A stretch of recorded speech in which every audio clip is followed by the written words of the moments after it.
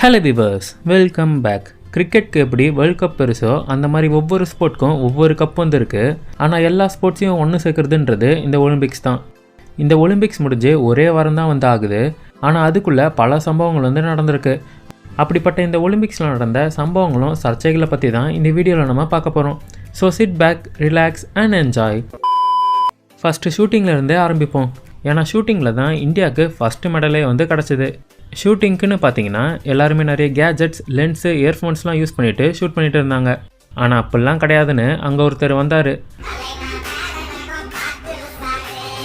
தலைவனுக்கு என்ன தைரியம் இருந்தால் லென்ஸு, கின்ஸு, இயர்ஃபோன்ஸுன்ட்டு எதுவுமே போடாமல் வெறும் இயர்பட்ஸை போட்டுட்டு பாக்கெட்டில் ஜம்முன்னு கையை விட்டுட்டு வெச்ச குறி தப்பாமல் டப்பு டப்புன்னு ஷூட் பண்ணிவிட்டு போயிட்டே இருந்தார்.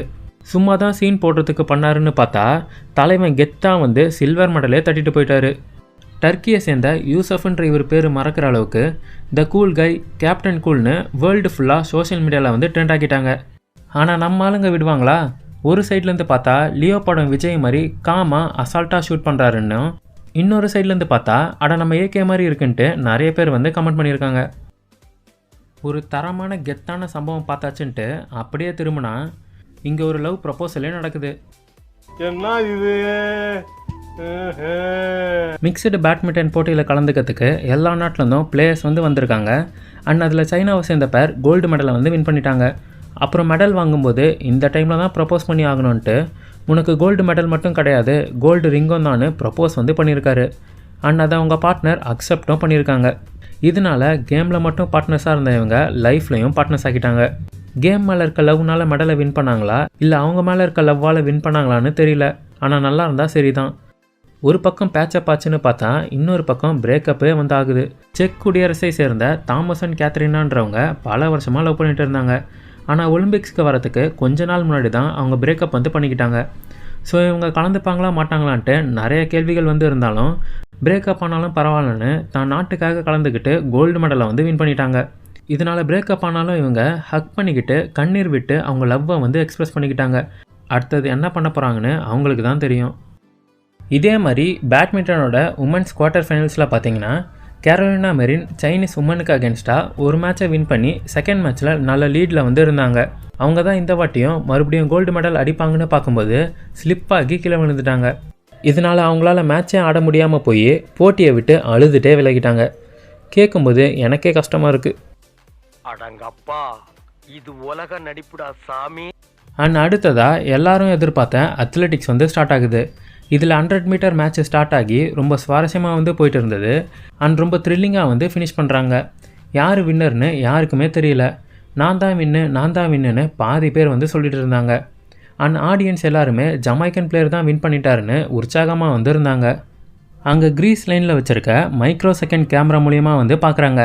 அந்த கேமரா ஒரு செகண்டுக்கு 40,000க்கு மேலே ஃபோட்டோஸ் வந்து எடுக்குமா. ஸோ அதில் பார்த்தா 2 பேரும் ஒரே டைமில் தான் வந்து வந்திருக்காங்க. அண்ட் அதுக்கு முன்னாடி நம்ம சேனலை இன்னும் சப்ஸ்கிரைப் பண்ணலன்னா சீக்கிரம் போய் சப்ஸ்கிரைப் பண்ணிவிடுங்க. இப்போ வீடியோக்குள்ளே போகலாம். ஆனால் ஃப்ரேம் பை ஃப்ரேமில் பார்த்துட்டு ஜமைக்கன் பிளேயர் செகண்டு யூஎஸ்ஏ சேர்ந்த நோவான்றவர் தான் 0.005 செகண்டில் ஃபஸ்ட்டாக வந்து கிராஸ் பண்ணியிருக்காருன்னு கோல்டு மெடலை வந்து தந்துட்டாங்க. இதை பாதி பேர் ஒத்துக்க முடியாமல் ஷாக்கில் வந்து இருந்தாங்க. ஏன் வின் பண்ணவராலே நம்ப முடியலன்னா பார்த்துக்கோங்க. ஆனால் இதே மாதிரி last year Olympics high jump match வந்து நடக்குது. அதில் கத்தார் அண்ட் இட்டாலி பிளேயர்ஸ்க்கு நடுவில் ஒரு பயங்கரமான போட்டியை வந்து நடக்குது. 2 பேருமே ரொம்ப திக் ஃப்ரெண்ட்ஸு. ஆனால் நாட்டுக்காக தன்னுடைய பெஸ்ட்டை கொடுத்து வந்து விளாட்றாங்க. ஆனால் எல்லா ரவுண்டுமே பர்ஃபெக்டாக ட்ராலேயே வந்து முடியுது. அண்ட் யார் வின்னர்னு பார்க்கறதுக்காக ரீமேட்சாக நடத்தி கிட்டத்தட்ட 2 மணி நேரத்துக்கு மேலே வந்து ரீமேட்சே நடக்குது. 2 பேரும் கடைசியில் டயர்டாகி பேசி ட்ராவில் முடிச்சுக்கலான்ட்டு கோல்டு மெடலில் ஷேர் பண்ணது மட்டும் இல்லாமல் மாற்றி வந்து போட்டு விட்டுக்கிட்டாங்க. இதே மாதிரி ஒரு சூப்பரான சம்பவம் ஜாவ்லின் மேட்ச்சில் வந்து நடக்குது. நீரஜ் சோப்ரா இந்தியாவுக்கு கண்டிப்பாக கோல்டு மெடலை வந்து வாங்கி தருவார்னு எல்லாருமே வந்து நம்பினாங்க.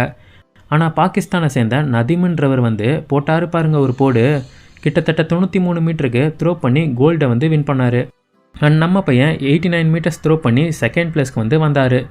For the first time India Pakistan கிட்ட தோத்தாலும் வருத்தப்படாமல் அட நம்ம நதீம் தானே ஜெயிச்சார்னு சந்தோஷப்பட்டாங்க. ஏன் நீரஜ் அம்மாவுமே அதே தான் வந்து சொன்னாங்க. ஏன்னா ரொம்ப கஷ்டப்பட்டு ப்ராக்டிஸ் பண்ணுறதுக்கு கூட இடம் இல்லாமல் அண்ட் ஜாவ்லின் வாங்கிறதுக்கு கூட காசு இல்லைன்ட்டு ஸ்பான்சரும் கிடைக்கலன்னு கிராம மக்கள் தான் காசு போட்டு ஒரு ஜாவ்லினை வந்து வாங்க ஹெல்ப் பண்ண வச்சு கோல்டு மெடல் அடிக்கிற அளவுக்கு ஹெல்ப் பண்ணியிருக்காங்க.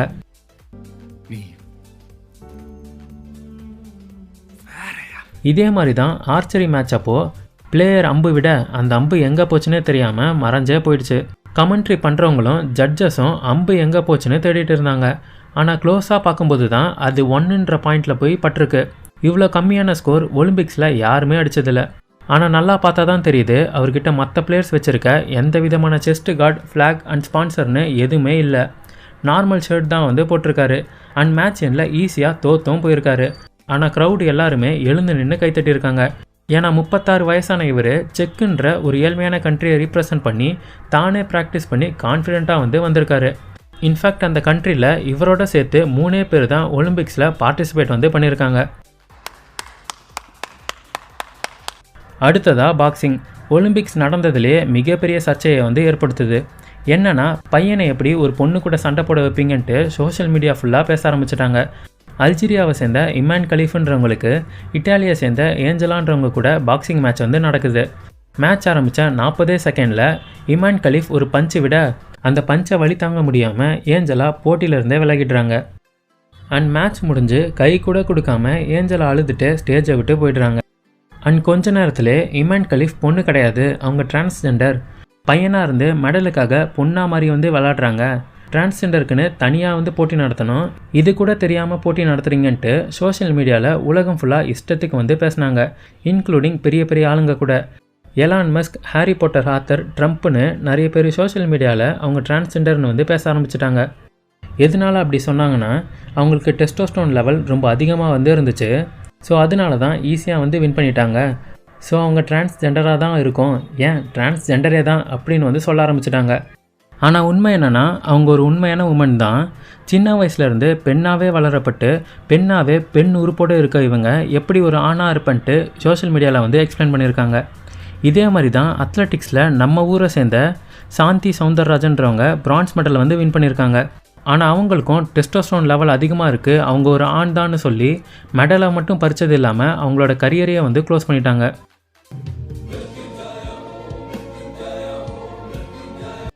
அண்ட் பாக்ஸிங் தான் இப்படின்னு ரெஸ்லிங் பார்க்கலான்னு போனால் நம்ம இந்தியாவை சேர்ந்த வினேஷ் போகத்துன்றவங்க ஃபஸ்ட் டைம் ஃபைனல்ஸ் வந்து போகிறாங்க. ஸோ இந்தியாவுக்கு ஒரு கோல்டு மெடல் கன்ஃபார்ம்னு பார்த்தா 50 கிலோ பிரிவில் 2 கிலோ அதிகமாக இருக்காங்கன்னு வந்து சொல்லிட்டாங்க. அவங்களும் என்னென்னவோ பண்ணுறாங்க, ட்ரெஸ்லாம் கிழிச்சு குட்டியாக்குறாங்க, நைட் ஃபுல்லாக எக்ஸசைஸ் பண்ணி பிளட் லாஸ்லாம் பண்ணிவிட்டு ஏர்லாம் கட் பண்ணி இதுக்கு மேலே முடியாதுன்ற அளவுக்கு ட்ரை பண்ணியும் 100 கிராம் அதிகமாக இருக்காங்கன்ட்டு டிஸ்குவாலிஃபை வந்து பண்ணிட்டாங்க. ஆனால் ஃபைனல்ஸ் போனதுக்குன்னு அட்லீஸ்ட் சில்வர் மெடலாச்சும் கொடுத்துருக்கலாம், எதுவுமே தராமல் அப்படியே வந்து டிஸ்குவாலிஃபை பண்ணிட்டாங்க. இவங்க நிறைய போராட்டம்லாம் வந்து பண்ணியிருக்காங்க. ஸோ கவர்மெண்ட் தான் இப்படி பண்ணுச்சுன்ட்டு சோஷியல் மீடியாவில் வந்து பேசிகிட்டு இருக்காங்க. அண்ட் அவங்களுக்கு மெடல் தந்தே ஆகணுன்ட்டு நிறைய ஸ்போர்ட்ஸ் பர்சன்ஸும் வந்து சப்போர்ட் பண்ணுறாங்க. ஸோ மெடல் கிடைக்குதா இல்லையான்னு வந்து பார்ப்போம். So that's it from today's video. இந்த மாதிரி ஒலிம்பிக்ஸில் இன்னும் நிறைய சம்பவங்கள் வந்து நடந்திருக்கு. ஸோ இந்த வீடியோவோட பார்ட் 2 வேணும்னா கமெண்ட் பாக்ஸில் வந்து கமெண்ட் பண்ணுங்கள். இந்த வீடியோ உங்களுக்கு பிடிச்சிருந்தா லைக் பண்ணுங்கள், அப்படி உங்கள் ஃப்ரெண்ட்ஸ் அண்ட் ஃபேமிலிக்கும் ஷேர் பண்ணுங்கள்.